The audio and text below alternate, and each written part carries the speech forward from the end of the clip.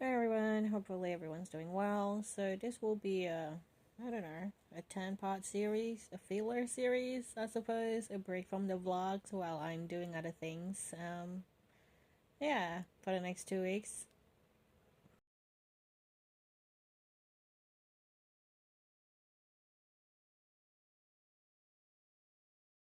So today I want to talk about you're not meant to do everything alone, and yet here we are.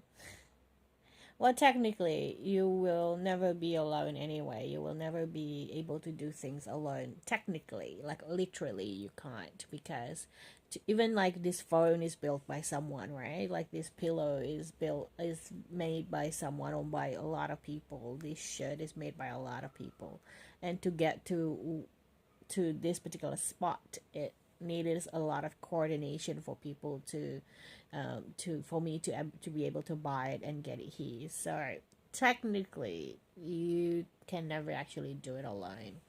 Unless you're in a jungle, but even then you're not doing it alone, right? The plants are helping you if you're trying to find food. If you are able to eat food, that means the plants are doing its job so that it can produce fruit for you and stuff like that. Or if you eat meat, that means like the animal has to be sacrificed for you to be able to eat. That said, I'm just going to do it from a philosophical perspective where we're not meant to do it alone, because as a soul, I think there's an epidemic of loneliness in the younger community, and of course in, well, maybe not. Loneliness means that you feel like no one understands you, no one understands what you're going through. You can be surrounded by lots and lots of people in one room. You can be surrounded by people who have the same gene pool as you, aka family, and yet you still feel like you are absolutely alone because these people don't understand you. And it feels better when you are literally physically by yourself, because at least in this way you don't have to betray yourself, so that you don't have to people please, your way out of um, interaction. But the truth is, of course, we grew up as tribal community, being part of a tribal society where we were never meant to be alone unless you have a special mission, like when you are in your I think like in tribes, like in traditional tribes, you during your teenage years, if you're a man especially, you will have an initiation ritual of adulthood that you go into missions, like dangerous missions, like either you have to catch a bear for it by yourself, or you have to go trekking, or like there is that period of time between teenagehood and adulthood, that you get initiated and then you have to go through it that alone. And but that's inbuilt within the society, right? Like within a tribal community where you can get back to it, even like with the Amish community, I think in America, where they have 2 years period where they can do whatever they want, and then after that 2 years period finishes, they can choose whether they want to go back to the Amish community and live that lifestyle, or they can choose to stay outside the community and live the modern lifestyle.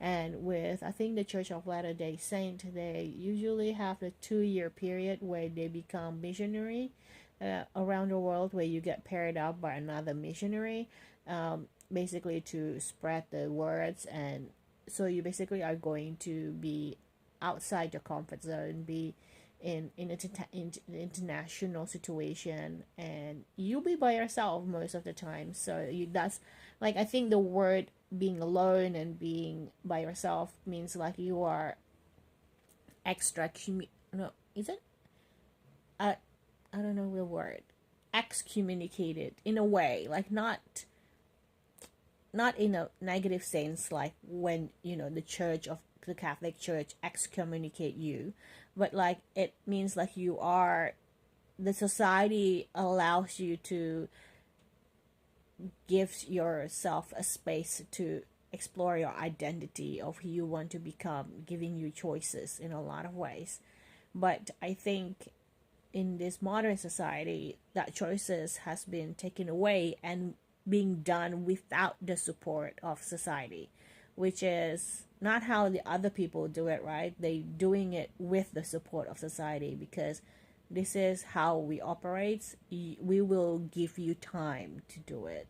We will that there, and in the psyche of these people, they know there is a ritual, an initiation ceremony that will take place, and therefore, even though before they reach that place, they know, like, that is a space where I will have to be alone. And that's not the case in modern society, I think, because we are not being built like that. I think there's a lot of chaos, a lot of uncertainties, a lot of unknown on how to navigate the world so early on.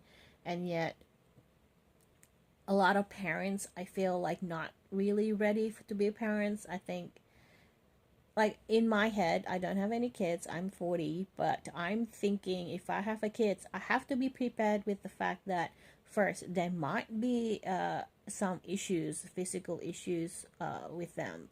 There might be some mental health issues with them. There might end up having a neurological issues. They might be born with Down syndrome, so which is would usually have like a 5 times health complication compared to normal people, normal babies. And then they might have they might be born paralyzed or disabled, and they might have a very different personality than yours, and that's a very hard thing to cope, because you are expecting them maybe to be obedient. You might have traumas that you haven't dealt with, and then having kids means like they're challenging you on these traumas and trying for you to push your buttons to heal those traumas. You never know. And then you will probably have to fork out a lot of money to raise the children, and you don't know what the accidental is going to be. You don't know what's going to happen to them when they're 3-4 years old. They might get cancer, and then you have to spend not only your time and energy, money, but also your whole life being away from your own family or your own society or your own support system, and you never known how to do that. And and this caused the children that are being brought up to be left in the in the confusion state, because their parents are not prepared for what's to come and not really having any thought about it, because sometimes we are forbidden to think badly about the future, but that's not practical, I think, especially when it comes to other people. And because children are people, so I think we are now having these consequences of this action, of this unpreparedness in our young populations, and in myself too, maybe in my generation too, of believing that we have to do it alone because we don't really have anyone to ask help from. And every time we ask help, for example, we will be met with a lot of hostility, a lot of aggressions, and we ended up having a negative result. And then we thought that we're reaching out to get help, but instead it's like we want to get, for example, I know it's like we want to get like 5 points, but instead we are losing 7 points, so we are ending up in a negative when we reach out. So there is a detrimental factor for us not to reach out, because we don't want to lose what we already don't have. And I don't have a solution for this, to be honest. And I think community is the key, probably, but to build community, you also have to establish trust. You also have to establish how to relate to another person without sacrificing yourself, without betraying yourself. And that's very difficult when you grow up in an environment where whenever you reach out, you get penalized. Whenever you help other people, you are giving a chunk of yourself away, like a flesh like a bodily flesh away, and then you ended up injured and disabled, and without being given anything back. So in the back of a lot of people mind, it's like community is a place where people take, not where people take care of you. So we're not meant to do it alone, we're meant to have a community. And yet when the community is taking from you and they don't give back, it's quite difficult. It's like yesterday I went to this community garden activities, like working bee monthly things, and only a few people work on the gardens, and I don't know who actually officially work on the garden, and I don't know who officially manages the garden. So there is definitely an official body that, administration people that do the actual organization and charges people for membership, etc., etc., so that you can plant and you can do your stuff, and then if the trees that you take care of bear fruits, then you can share the fruits of your labors, literally. And I think that's how it works. For me, I just go there to do a little bit of gardening and socialization, because I don't know what I can take from the garden, so I'm not sure what I'm allowed or not allowed. But for most parts, I just like the fact that, trees grow free fruits and stuff.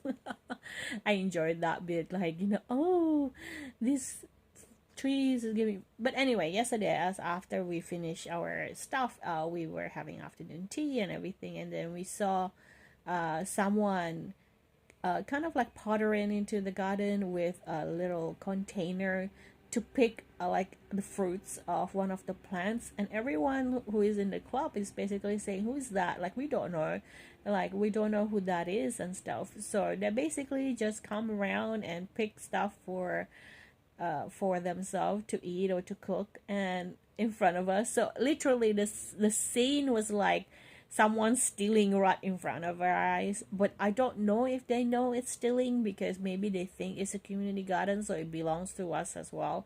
But I don't think that's how it works. I think so. That's the thing, right? That's the word community that is the problem in this particular, I think, in this particular scenario as well. It's like it's a place where you can take,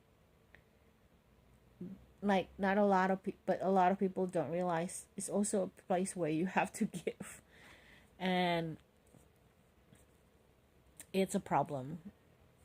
I don't have an answer to this. I'm just rafting off of the idea, like, you're not meant to do this alone. You are, but to find your own community is hard, especially if you have been drained out of your soul and your power. It takes a long time to build it up again, especially if you don't have friends, if you don't have families, and you need to unlearn a lot of these things, and yet you are unable to, because to be built up, you do need people. And if you build yourself up without these people, then you are a champion. So good for you. If you're doing this alone, you're not meant to do it alone. Just know that. And if it's hard, because if you feel like this is hard, it is unfair. It is unfair, and I know it is hard. Just keep going.